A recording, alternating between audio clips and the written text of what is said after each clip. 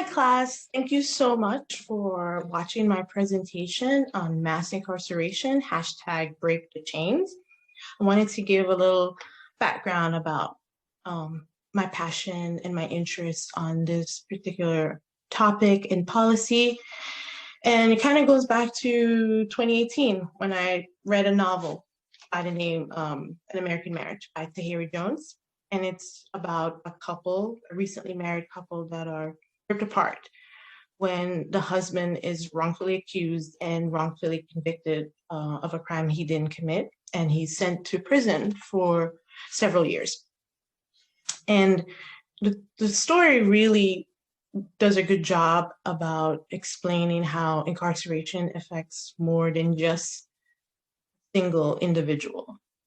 The ripple effects goes outward into the community and affects an entire social group. And it really inspired me to do more research on mass incarceration. What does that mean? What does that look like? I didn't quite understand what those policies were and what role they were playing in hurting a community, especially the African-American community, African-American men. And so that led me to do more research, more reading, and that really helped shape my development of this assignment and for my poster, which I'm happy to share with you all right now. So let's see, let's get it pulled up here on the screen. Yeah, so hashtag break the chains, let's end mass incarceration in the US. And the numbers are startling. In the US, we make up 4.3% of the world's population. And yet the US holds 22% of the world's prisoners. That's stark, very, very alarming numbers. Black men are 5 times more likely to be in prison. 1 in 20 Black males are in prison in 11 states. Only 14% of US population is Black, but more than 1/3 of the US prison population is Black.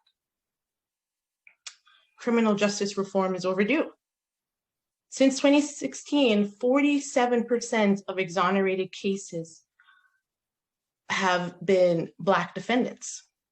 African Americans account for an estimated 5% of drug users, and yet represent 33% of drug charges. I mean, the numbers are so far away from each other that it's not adding up, and it's clear that Black men are disproportionately targeted for incarceration. So what does that mean? Well, the ripple effects, like I had mentioned before, of imprisonment. 12 states strip convicted felons of their right to vote. Prior conviction restricts your ability to find a job and a home. How can you support yourself?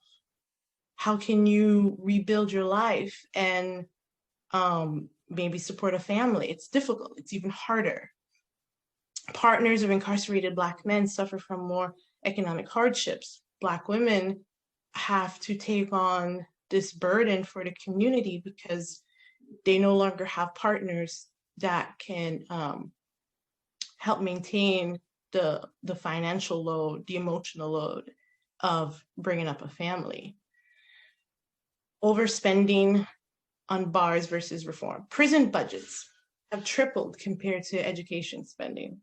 You know, the phrase I've heard a lot, especially this year, is the school to prison pipeline. We spend so much time in our schools disciplining and creating environments that will lead young men to the jail system rather than educating them. The current prison system is the second fastest growing budget group. Follow the money. When we're spending more money to incarcerate people than to feed people.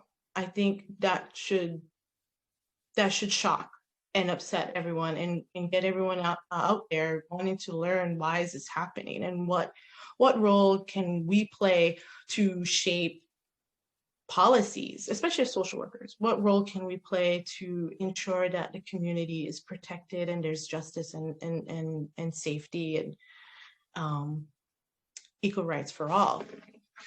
So, in conclusion, mass incarceration was crafted through a series of years-long policy initiatives on the national level and on the state level.